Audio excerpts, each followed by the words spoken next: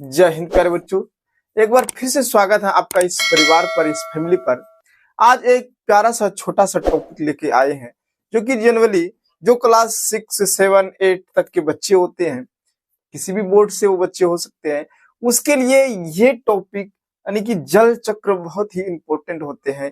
कि सर बहुत बार क्या होता है कि समझ में नहीं आता है जल चक्र क्या है। तो बहुत ही प्यारा सा छोटा सा टॉपिक है जल चक्र से आप क्या समझते हैं। तो इसको टाइम बिना गवाए हम लोग लेके चलते सीधे मुद्दे पर। देखिए, समझना है यहाँ पर।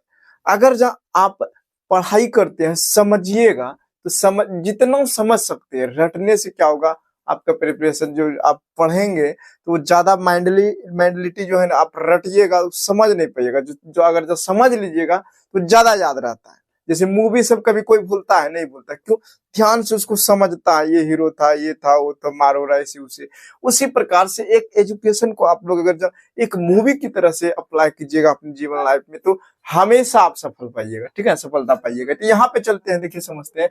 यहाँ पे एक छोटा सा हम फिगर डायग्राम बना के रखे हैं आप लोग के बीच कि जल चक्र को हम समझा के रखें। ठीक है, अब कैसे समझाएंगे? अब देखो, जैसे कि पेड़ पौधे हैं, नदी है, उसके बाद पहाड़ वगैरह वगैरह बादल हम बना के रखें ताकि आप लोग को समझने में आसानी हो। तो बिना टाइम को गवाए चलते हैं यहाँ पे। तो देखिए, ये सूर्य है। क्या होता है कि जब सनलाइट पड़ता है किसी भी, जैसे कि नदी हो गया, समुद्र हो गया, किसी भी प्रकार से समुद्र, नदी, झील, तालाब, तो वो पानी हीट होता है। ऊपरी सतह आप जाइएगा नदी में तो गर्म होता है।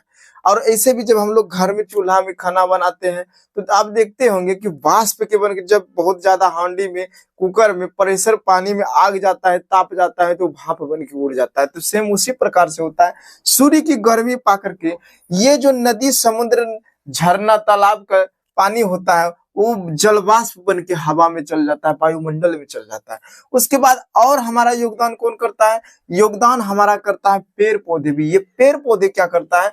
ये भी बाष्पोत्सर्जन प्रक्रिया द्वारा जो है ना, जल वाष्प को वायु में भेजता है।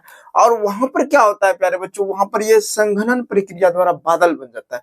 क्योंकि कभी कभी हम लोग के बचपन में जब क्या पढ़ते हैं आप लोग कि सर ऊपर जाएंगे तो वहां पर क्या होगा, गर्मी बढ़ेगा। नहीं प्यारे बच्चों, जैसे जैसे आप ऊपर जाइएगा वहां तापमान भी घटता है और संघनन प्रक्रिया द्वारा ये जलवाष्प ठंडा होकर बादल बन जाता है। और फिर क्या होता है, यही बादल वर्षा के रूप में पुनः धरती पे आ जाता है। और धरती पर से क्या होता है, ये धरती पर से पुनः नदी में, समुद्र, तालाब, झरना में चले जाता है। तो कुल मिला के यहाँ पे आप अगर जब देखिएगा तो देखिए इस प्रकार से ये चक्र चला। यहाँ से गया, यहाँ बादल बना, बादल बन के, ठीक है, फिर ये चक्र ऐसे आया, यानी कि यहाँ से फिर ऐसे गया। यानी कि कुल मिला के ये चक्र आपका चलते रहता, हमेशा चलते रहता। इसी को हम लोग जल चक्र कहते हैं। समझ में आ रहा है ना?